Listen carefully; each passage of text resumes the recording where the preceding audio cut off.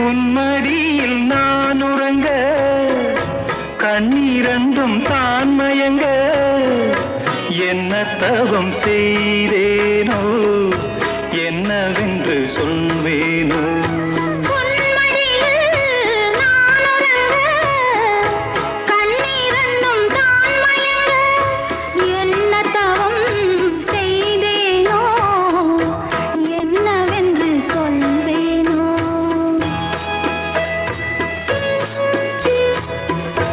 ஏழ் பிறப்பும் இணைந்திருக்கும் சொந்தம் இந்த சொந்தமம்மா வாழ்விருக்கும் நாள் வரைக்கும் தஞ்சமுந்தன் நெஞ்சமம்மா